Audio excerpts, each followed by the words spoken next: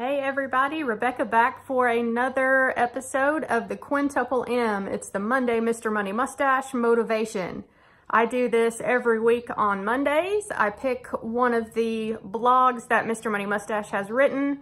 We read it and discuss. I'm a big fan of Mr. Money Mustache, although I don't agree with everything he says.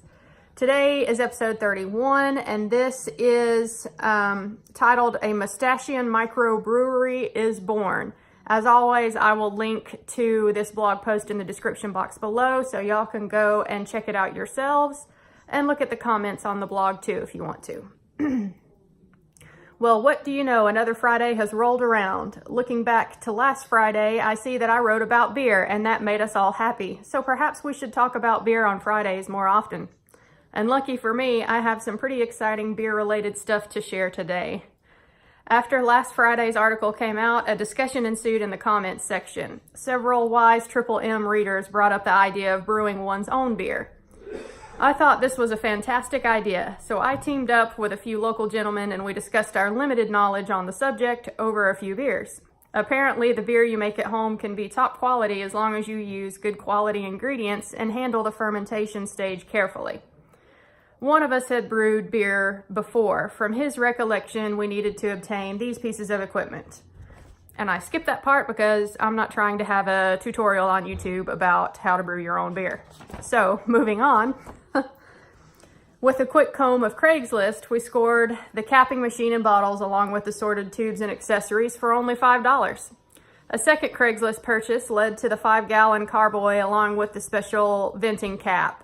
This was more pricey at $20, but still reasonable. And I already had the giant cooking pot from my chili making habit.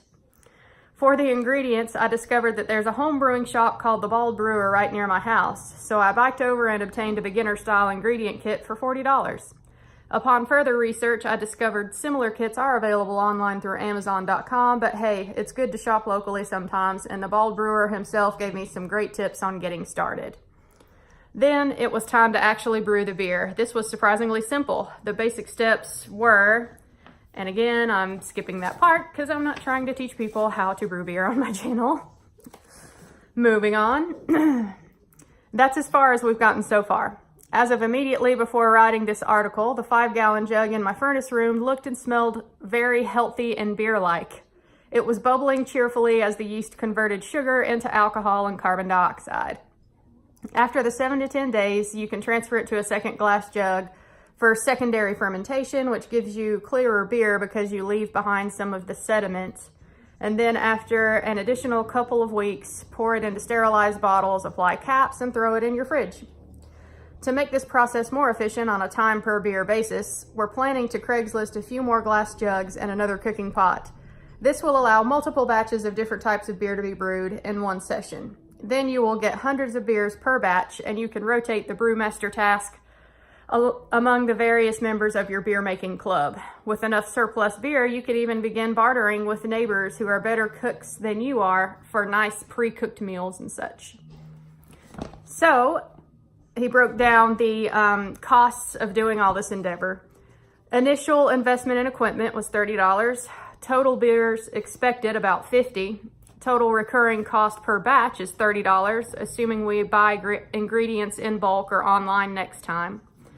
Total marginal cost per beer, about 60 cents.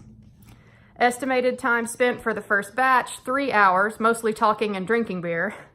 Estimated time for an efficient person brewing each additional batch, 1.5 hours. Next update, the transfer to the secondary fermentation next week. So, yeah, this article, I really enjoyed it and I wanted to share it because it kind of goes along with a theme that I talk about on my channel a little bit. And that theme is self-reliance. So, you know, in the last week, I've updated my channel with a video about how the garden is doing around here. My husband and I, we like to grow our own food where we can, and we do can the things that we grow. You know, we can make our own homemade spaghetti sauce and salsa, and we have a ton of pickles right now. we try to preserve what we do grow, and this theme of self-reliance is something that will save you a ton of money in the long run. Learning how to do maintenance things like for your vehicle, for example, that can save you a bunch of money if you don't have to go to a dealership every time your car needs work. So yeah, self-reliance is a theme that runs strong in the financial independence community, in the debt-free journey community. If you can learn how to do things for yourself, not only are you saving the money, but you're learning life skills in the process. So it's a win-win. All right, so y'all let me know your favorite part of this blog down below. Let me know also, have you ever tried to brew your own beer? It's halfway tempting for me. I do love ciders, and I really do like dark beers, although I'm a little bit intimidated to try to make a dark beer myself. I think, yeah, I don't know. But I might be tempted to try to make my own cider one day. We'll see. So yeah, I'll catch y'all in the next episode next week. Thanks for watching.